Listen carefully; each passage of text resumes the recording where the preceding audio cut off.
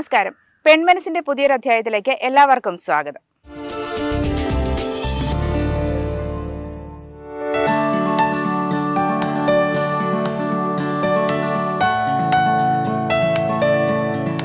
പ്രായം വെറും നമ്പർ മാത്രമാണെന്ന് പലപ്പോഴും നമ്മൾ പറയാറുണ്ട്, കേൾക്കാറുണ്ട്. ഈ വിശേഷണത്തിന് സർവ്വഥാ യോഗ്യയായ വ്യക്തിയാണ് പൂഞ്ഞാർ വട്ടോത്ത് ചിന്നമ്മ ജോസഫ്. 70 വയസ്സ് പിന്നിട്ട ചിന്നമ്മ കായിക മേഖലയിൽ തൊട്ടതെല്ലാം പൊന്നാക്കി മുന്നേറുകയാണ്. പെൺമനസിന്റെ ഇന്നത്തെ യാത്ര ചിന്നമ്മയ്ക്കൊപ്പം.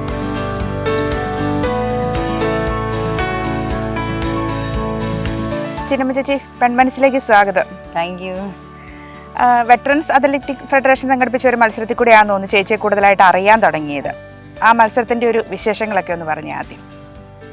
വെറ്ററൻസിന്റെ ഇത് നാളെ സംഭവം നടക്കാൻ പോവാ. ഞാൻ തലേ ദിവസം അറിയുന്നേ. അന്നേരം ഞാൻ സാറിനെ വിളിച്ചു. അന്നേരം സാറ് പറഞ്ഞത് എല്ലാം കഴിഞ്ഞല്ലോ, ഇനി പറ്റത്തില്ലെന്ന് പറഞ്ഞു. ഞാൻ പറഞ്ഞു, സാറേ ഐറ്റംസ് കഴിഞ്ഞില്ലോ, ഇതിന്റെ പരിപാടി അല്ലേ, തുടക്കത്തിന്റെ അല്ല കഴിഞ്ഞുള്ളൂ, സംഭവം ഒന്നും കഴിഞ്ഞില്ലെന്ന് പറഞ്ഞു. എന്നെ ഏതൊക്കെ ആയാലും കൂട്ടണമെന്ന് പറഞ്ഞു. അപ്പോൾ സാറ് പറഞ്ഞു, എന്നാൽ ഒരു 1300 രൂപ ഗൂഗിൾ പേ ചെയ്തേക്കാൻ പറഞ്ഞു, രജിസ്ട്രേഷനായിട്ട്. ഇത് എവിടെയായിരുന്നു മത്സരം? എവിടെയായിരുന്നു? പാലാ മുനിസിപ്പൽ സ്റ്റേഡിയത്തിലായിരുന്നു ആദ്യം. അന്നേരം രാവിലെ എന്താ പറയുക, സാറേ ഇന്നലെ രാത്രി വിളിച്ച ആളാന്ന് പറഞ്ഞു. ഓ, സാറന്നേരം വിളിച്ചു. സാറന്നേരം രജിസ്റ്റർ ചെയ്തതിന്റെ നമ്പരും ഒക്കെ തന്നു, ഫുഡിനുള്ളത് എല്ലാം തന്നു. ഞങ്ങൾ മത്സരത്തിന് കയറി അന്നേരം സാറ് തന്നെ പറഞ്ഞു, ഇവര് വന്നിട്ടായിരുന്നേ വല്ലാത്ത നഷ്ടമായിരുന്നു. ഏതൊക്കെ മത്സരത്തിനായിരുന്നു പങ്കെടുത്തത്? ഞാൻ 100, 200, 400, 1500. അവിടെ പോയാലും സമ്മാനമായിട്ടേ വരുള്ളൂ? അത് ഒന്നാം സമ്മാനമായിട്ടേ വരുള്ളൂ? കഴിഞ്ഞ വർഷം എനിക്ക് ആദ്യമായിട്ട് സെക്കൻഡ് പ്രൈസ് കിട്ടുന്നു. ഇത്രയും പ്രായത്തിനിടയ്ക്ക് ഞാൻ 11 വയസ്സുള്ളപ്പം മുതൽ പോകുന്ന. അപ്പൊ എല്ലാ തലത്തിൽ പോകുമ്പോൾ എല്ലാ പ്രാവശ്യം ഫസ്റ്റ് ആയിരുന്നു. അതായത് ചെറിയ പ്രായം തൊട്ടേ സ്പോർട്സിനോട് താല്പര്യമുണ്ട്. അത് ത്രൂ ഔട്ട് ഇങ്ങനെ കണ്ടിന്യൂ ചെയ്ത് പോകുമായിരുന്നു? അതോ അതിനിടയ്ക്ക് ബ്രേക്ക് വന്നിട്ടുണ്ടോ? ഇല്ലില്ല. 5ാം ക്ലാസ് മുതൽ 10ാം ക്ലാസ് വരെ എല്ലാ വർഷം ചാമ്പ്യൻഷിപ്പ് ആയിരുന്നു സ്കൂളിലെ. ആ സ്കൂളിൽ എല്ലാവർക്കും അറിയാം.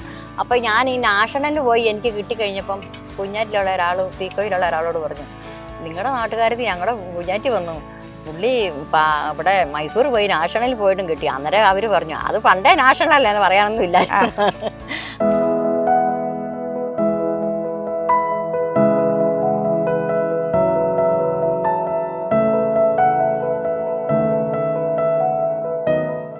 വെറ്ററൻസ് അത്ലറ്റിക്സ് രംഗത്ത് 70 വയസ്സിന് മുകളിൽ വിഭാഗത്തിൽ ഇരട്ട നേട്ടം സ്വന്തമാക്കിയാണ് ചിന്നമ്മ വാർത്തകളിൽ ഇടം നേടുന്നത്. ഫെഡറേഷൻ കുന്നംകുളത്ത് നടത്തിയ സംസ്ഥാന വെറ്ററൻസ് അത്ലറ്റിക്സ് മെഗാ ചാമ്പ്യൻഷിപ്പിൽ 1 കിലോമീറ്റർ നടത്തം, 100, 200, 400 മീറ്റർ ഓട്ടം, 4x100 മീറ്റർ റിലേ എന്നീ ഇനങ്ങളിൽ 1ാം സ്ഥാനം നേടി.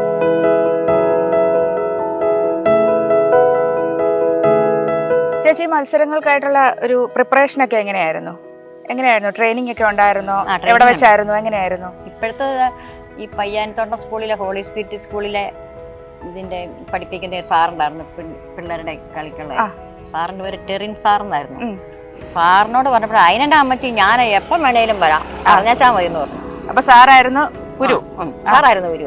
അപ്പോൾ സാറ് തന്നെ പഞ്ചപ്പാറ GV രാജയുടെ സ്കൂളിന്റെ ഗ്രൗണ്ട് ഉണ്ട്, അവിടെ 3 മണിക്കോ 3:30. അന്നേരം ഞാൻ പറഞ്ഞു, സാറേ വെയില. അന്നേരം പറഞ്ഞു, തീയിൽ കുത്തത് വെയിലത്ത് വാടുകയില്ല, വെയിലത്ത് തന്നെ അമ്മച്ചി ഓടി പ്രാക്ടീസ് ചെയ്യാമെന്ന് പറഞ്ഞു. 1 മാസം 1.5 മാസം അവിടെ നടന്നു കഴിഞ്ഞപ്പം സിസ്റ്റർമാർ എന്നോട് പറഞ്ഞു, എന്തിനാ ചേച്ചി അങ്ങോട്ട് പോകുന്നത്, നമ്മുടെ സ്കൂളിന്റെ ഗ്രൗണ്ട് അല്ലേ ഉള്ളേ. സ്കൂൾ എന്ന് പറയുമ്പോൾ പയ്യാനത്തോട്ടം സ്കൂളിൽ 2 ഗ്രൗണ്ട്. അന്നേരം പിന്നെ ആ സ്കൂളിലേക്ക് ആക്കി. സാറ് പറയും, സാറിന്റെ ഇഷ്ടവും സമയമൊന്നും നോക്കണ്ട, അമ്മച്ചിയുടെ ഇഷ്ടത്തിന് വന്നോളാൻ പറഞ്ഞു. സാർ അത്ര ഇതായിരുന്നു. അപ്പൊ രാവിലെ സാറ് വരും, വൈകുന്നേരങ്ങളിലാണെങ്കിൽ വൈകുന്നേരവും വരുമായിരുന്നു. എക്സർസൈസ് ഒക്കെ ചെയ്യിപ്പിക്കുമായിരുന്നു, ഇന്നത് ചെയ്യണ. എക്സർസൈസ് എനിക്ക് കാര്യമായിട്ട് അറിയത്തില്ലായിരുന്നു.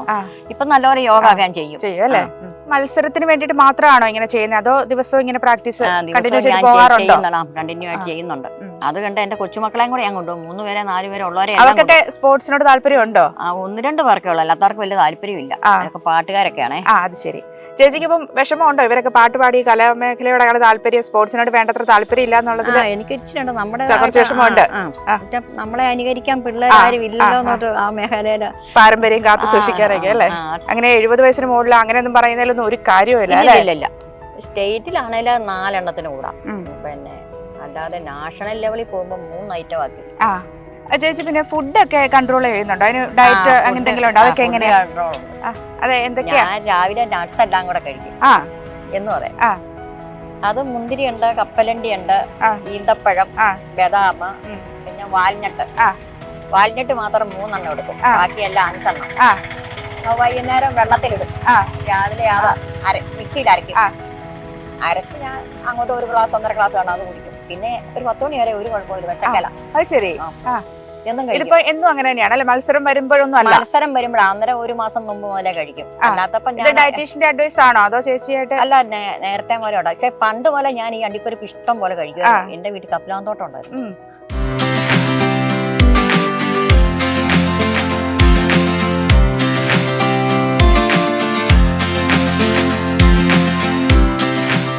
സ്കൂൾ പഠനകാലം മുതൽ കായിക രംഗത്തോട് താല്പര്യമുണ്ടായിരുന്ന ചിന്നമ്മ വിവാഹശേഷമുണ്ടായ വലിയൊരു ഇടവേളയ്ക്ക് ശേഷമാണ് വീണ്ടും തൻ്റെ സ്വപ്നമായ ട്രാക്കുകളിലേക്ക് തിരികെ എത്തുന്നത്. ഏതാനും വർഷം മുൻപ് പത്രത്തിൽ മാസ്റ്റേഴ്സ് മത്സരങ്ങളിൽ പങ്കെടുക്കാൻ അവസരം സംബന്ധിച്ച വാർത്ത കണ്ടാണ് കായിക രംഗത്തേക്ക് തിരികെ എത്തുന്നത്. ചേച്ചി, കേരളത്തിന് പുറത്തേക്കൊക്കെ മത്സരത്തിനൊക്കെ പോകുമ്പോൾ അവിടുത്തെ ഫുഡൊക്കെ ആയിട്ട് എങ്ങനെ അഡ്ജസ്റ്റ് ചെയ്യാൻ പറ്റുന്നുണ്ടോ? അഡ്ജസ്റ്റ് ചെയ്യാൻ പറ്റിയത്. ഇനിയിപ്പം ഞങ്ങൾ പോകുമ്പോൾ വല്ല മാതള നാരങ്ങയോ പിന്നെ ആപ്പിളോ അങ്ങനെയൊക്കെ കൊണ്ടുവന്നുകൊണ്ടായിരിക്കുന്നത്. അല്ലാതെ നമുക്ക് ഭക്ഷണം ഒരു നേരം പോലും ചുവ കിട്ടുകയില്ല. പിന്നെ ക്ലൈമറ്റ് ഒക്കെ പ്രശ്നമാകാറുണ്ടോ എവിടെയെങ്കിലുമൊക്കെ ചെല്ലുമ്പോഴൊക്കെ? എല്ലായിടത്തും ചെല്ലുമ്പം താമസ സൗകര്യമൊക്കെ ചുവ നേരം കിട്ടും, അല്ലാത്തത് എല്ലാം കണക്കാ, ചുവയുള്ള വെള്ളം പോലും ഇല്ല. അപ്പൊ അങ്ങനെയുള്ള പല കാര്യങ്ങളും അഡ്ജസ്റ്റ് ചെയ്തിട്ടൊക്കെയാണല്ലേ മത്സരത്തിനൊക്കെ പോയി മെഡലൊക്കെ വാങ്ങിച്ചുകൊണ്ടൊക്കെ വരുന്നത്. എന്നിട്ട് ഇങ്ങനെ പോയിട്ട് ഈ ഫസ്റ്റ് പ്രൈസ് തന്നെ മേടിച്ചുകൊണ്ട് വരുമ്പോൾ പ്രതികരണമൊക്കെ എങ്ങനെയാണ് നാട്ടുകാരുടെയൊക്കെ? എല്ലാവർക്കും ഭയങ്കര സന്തോഷമാണ്. കഴിഞ്ഞ പ്രാവശ്യം പോയിച്ചു വന്നപ്പോഴത്തേക്കും പള്ളിയിൽ എവിടെ നിന്നാണോ എൻ്റെ ഫോട്ടോയും എല്ലാം മേടിച്ച് വലിയ ബാനറും കെട്ടി പള്ളി കഴിഞ്ഞ അച്ഛൻ പറഞ്ഞു ഇപ്പം വരുന്നുണ്ട്. ചേച്ചിയുടെ പള്ളി പയ്യാനിത്തോട്ടം പള്ളി അല്ലേ? ഭയങ്കര ആഘോഷം. സ്വീകരണം ഉണ്ടായിരുന്നു. അത് കഴിഞ്ഞ് പള്ളിയിൽ വെച്ച് ഞാൻ ഓരോ പ്രാവശ്യം പോയിച്ചു വരുമ്പോഴും മൊമെന്റോ ഒക്കെ തന്ന് സ്വീകരണം ഉണ്ടായിരുന്നു. അന്ന് പൊന്നാടയൊക്കെ തന്നായിരുന്നു നാഷണലിന് പോയിച്ചു വന്നപ്പം. ഭയങ്കര സ്വീകരണം. സ്കൂളിൽ നിന്നും പിന്നെ ഓരോ സംഘടനകളും എല്ലാം തന്നായിരുന്നു. ഈയിടെ പഞ്ചായത്തിൽ ന്യൂസിലൊക്കെ ഒത്തിരി കണ്ടായിരുന്നു. പഞ്ചായത്തിൽ നിന്നുണ്ടായിരുന്നു. പിന്നെ പഞ്ചപ്പാറ ജീവിരാജ സ്കൂളിന്റെ അവിടെ ഞാൻ ചെല്ലുന്നതായിരുന്നല്ലോ, അതുകൊണ്ട് അവിടെ വെച്ചൊരു സ്വീകരണം ഉണ്ടായിരുന്നു. പിന്നെ പൂഞ്ഞാരിലെ സെന്റ് ആന്റണീസ് ഹൈസ്കൂള്, അവിടെ NSSന്റെ പിള്ളേരുണ്ടല്ലോ, അവർക്ക് ഇതിന്റെ എന്തോ ഒരു ക്യാമ്പിന്റെ ഭാഗമാണെന്ന് തോന്നുന്നു, അവിടെ ഉണ്ടായിരുന്നു. അപ്പൊ സ്വീകരണങ്ങൾ ഏറ്റുവാങ്ങി ഒത്തിരി മൊമെന്റോ. ഇനി എല്ലാവരും എന്നോട് പറഞ്ഞു ഒരു ഷോക്കേസ് കൂടെ പണിയണമല്ലോ. ഷോക്കേസ് മുഴുവൻ സെറ്റിയിലെ കൂടെ എടുത്ത് നിരത്തിക്കുക. 10-12 എണ്ണം കിട്ടി കഴിഞ്ഞല്ലോ, നമുക്ക് നല്ല എനർജി ആകും. എനിക്ക് ഈ ഒരാഴ്ച പ്രാക്ടീസ് ചെയ്യാത്തോണ്ടുണ്ടല്ലോ അടുത്ത പ്രാവശ്യത്തേക്ക് ഇതൊരു പോരായി ആണോന്ന് എനിക്ക് തോന്നുന്നു. പ്രാക്ടീസ് ചെയ്യാതിരുന്ന ഒരു മടിയൊക്കെ തോന്നും അല്ലേ? രാവിലെ നടക്കും. എത്ര കിലോമീറ്റർ ഒക്കെ നടക്കും? ഞാൻ സ്കൂളിൽ ചെന്നാൽ 20 റൗണ്ട് വെക്കും. സ്കൂളിന്റെ ഗ്രൗണ്ടിന് 20 റൗണ്ട് വെക്കും. ആദ്യമേ പയ്യെ നടക്കും, പിന്നെ ഇച്ചിരി സ്പീഡ് കൂട്ടും, പിന്നെ ഒരു 4-5 ഓട്ടം ഓടും. 20 റൗണ്ട് നടക്കാതെ നമ്മളെക്കാളും മെനക്കെട്ട് ഇറങ്ങാൻ 4:30 ഇറങ്ങുന്നത്. സ്കൂൾ വിട്ട് പിള്ളേരെല്ലാം പോയി കഴിഞ്ഞാൽ ഒരു 5:30 കഴിഞ്ഞതിന് ശേഷം ഞാൻ പോരുള്ളൂ. ആ 1 മണിക്കൂറും കൊണ്ട് ചെയ്യാവുന്നിടത്തോളം പരമാവധി നമ്മൾ അതിനു വേണ്ടി മെനക്കെട്ട് ഇറങ്ങിയതാണല്ലോ.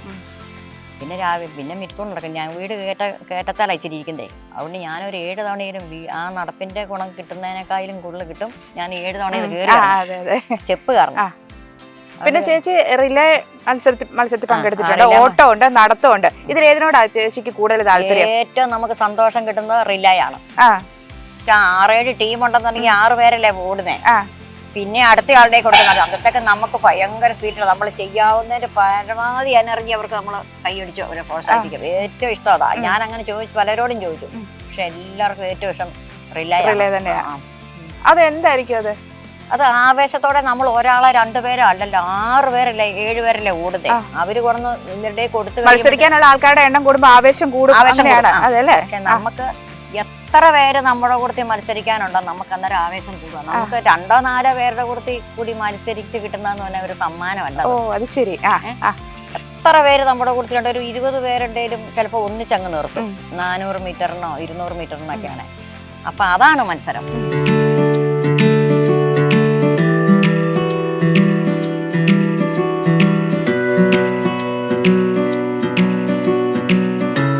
എനിക്ക് തോന്നുന്നു ചേച്ചി ഇപ്പൊ ചേച്ചി പറഞ്ഞതിന്ന് വെച്ച് ഒരുപാട് പേര് ചേച്ചിക്ക് സപ്പോർട്ട് ഒരുപാട് പേരുണ്ട്. അതിന് ഏറ്റവും കൂടുതൽ സപ്പോർട്ട് ആരുടെ കയ്യിൽ നിന്ന്? ഹസ്ബൻഡിന്റെ കയ്യിൽ നിന്നുണ്ട്, സാറന്മാരുടെ കയ്യിൽ നിന്നുണ്ട്. ശരത് കുമാർ സാറുണ്ട്, പിന്നെ ഗിരീശൻ സാറ്, ഇവര് പിന്നെ രാജൻ കളരിക്കൽ എന്ന് പറഞ്ഞു. ഇവര് 3 പേരും ഭയങ്കര സപ്പോർട്ടാണ്. ഹസ്ബൻഡ് എപ്പോഴും ഉണ്ട്. അന്നേരം എന്നോട് ഓടണം ഇല്ലായാലും വേണ്ടുകയെന്ന് തോന്നി. അന്നേരം എന്നിട്ട് ഹസ്ബൻഡ് എപ്പോഴും കൂടെ വരുന്നത് എല്ലാ പ്രാവശ്യം കൊടുത്തിട്ടുണ്ട്, എല്ലാ പ്രാവശ്യം ഉണ്ട്. പുള്ളി സപ്പോർട്ട്, എനിക്ക് എന്താ സമ്മാനം തരുന്നത് പുള്ളിക്കാ കൊടുക്കുന്നത്. പിന്നെ ചേച്ചി ഇതുവരെ മത്സരിച്ചതിലെ ഏറ്റവും ടൈറ്റ് ആയിട്ട് തോന്നിയ ഒരു മത്സരം ഏതായിരുന്നു? കഴിഞ്ഞ പ്രാവശ്യത്തെ 200 ആയിരുന്നു. ആരൊക്കെ ഉണ്ട് വീട്ടില്? വീട്ടില് രണ്ടാമത്തെ മോനും ഭാര്യയും 2 മക്കളും ഹസ്ബൻഡും ഞങ്ങളുണ്ട്. മറ്റവരെ എല്ലാരും വേറെ ആണേലും എല്ലാരും സപ്പോർട്ടാ.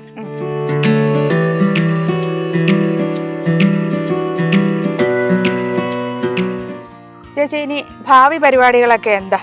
ഭാവി പരിപാടി ഇനി പിന്നോട്ട് ഓരോ പ്രാവശ്യം പോകണമെന്നുള്ള ആഗ്രഹം. അല്ലാതെ ഇത് നമ്മൾ തടഞ്ഞു വെച്ച് അങ്ങനെ ഇരിക്കണം എന്നൊരു ആഗ്രഹമില്ല. എവിടെ വന്നാലും പോകണം എന്നുള്ള ആഗ്രഹം മാത്രമേ ഉള്ളൂ. പിന്നെ കൊറിയയ്ക്ക് പോകാനുള്ളതും എല്ലാം റെഡിയായി. വേൾഡ് കപ്പിന് പോകാൻ വേണ്ടി നിൽക്കുന്ന ആളാ ഇതല്ലേ? 3.5 ലക്ഷം വേണം. നമ്മൾ അങ്ങോട്ട് മുടക്കണം. ചേച്ചി ഇതിന്റെ ഒരു ചെലവൊക്കെ ഒരുപാട് കൂടുതലാണെന്ന് തോന്നാറുണ്ടോ? അതുകൊണ്ട് കുറെ പേര് ഇങ്ങനെ പറയാറുണ്ടല്ലോ, ചെലവ് കൂടുതലായതുകൊണ്ട് തന്നെ ഇതിലേക്ക് അധികം വരാത്തവരുണ്ടല്ലോ, കഴിവുള്ളവർ. ചെലവ് കൂടുതലായതുകൊണ്ട് ഒത്തിരി പേര് വേണ്ടെന്ന് വെച്ചു. അതായത് ഓരോ പ്രാവശ്യം ഇപ്പം നമുക്ക് 1 ലക്ഷം രൂപയുടെ അടുക്കൽ ഒരു 10-60 രൂപയെങ്കിലും നമുക്ക് ഇപ്പൊ 60 അല്ല 1ന്റെ അടുക്കലായിട്ടുണ്ട് ഈ ഇറക്കുന്നതിന്. അപ്പൊ നമുക്ക് താമസ സൗകര്യത്തിന് ഒരു 2000 രൂപ വെച്ച് ഒരു ദിവസം റൂമിന് കൊടുക്കും. നമ്മൾ തന്നെ എല്ലാ എക്സ്പെൻസും അഫോർഡ് ചെയ്യണം അല്ലേ? ഞങ്ങളിപ്പോ തിരുവനന്തപുരത്ത് പോയാൽ ഞങ്ങൾക്ക് 15 രൂപ ചെലവുണ്ട്. ഭയങ്കര. അപ്പൊ അതിനെന്തെങ്കിലും ഒരു പരിഹാരം ഉണ്ടാകണം ചേച്ചി ആഗ്രഹിക്കുന്നുണ്ടോ? സർക്കാരിന്റെ ഭാഗത്തുനിന്ന് ഉണ്ടാകണം. പക്ഷെ ഞങ്ങളിപ്പം നാഷണലിന് പോയല്ലോ തിരുവനന്തപുരത്ത്, 3-4 സംസ്ഥാനത്തിന് മുഴുവനും അവിടെ അവര് നടത്തുന്ന. നമ്മളെ പോലെ പൈസ മുടക്കി പോകുന്നവര് കുറെ ആൾക്കാരേ ഉള്ളൂ. അപ്പൊ എന്നും ഈ സ്പോർട്സ് കൂടെ തന്നെ വേണമെന്നാണ് ചേച്ചിയുടെ ആഗ്രഹം അല്ലേ? എനിക്ക് ഭയങ്കര ഏറ്റവും ഇൻട്രസ്റ്റ് ഉള്ള കാര്യമാണ്.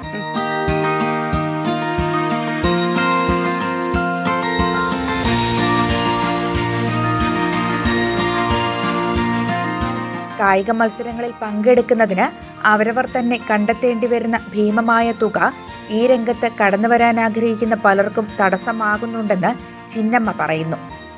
ചിന്നമ്മയുടെ ആഗ്രഹങ്ങൾക്ക് പൂർണ്ണ പിന്തുണയുമായി ഭർത്താവ് ജോസഫും മക്കളും ഒപ്പമുണ്ട്.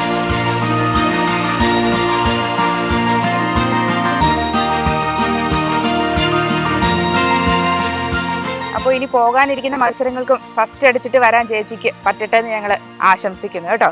Thank you. പെൺമനസ്സിന്റെ ഇന്നത്തെ അധ്യായം ഇവിടെ പൂർണ്ണമാകുന്നു. നമുക്ക് മറ്റൊരു അതിഥിയുമായി വീണ്ടും കാണാം. നമസ്കാരം.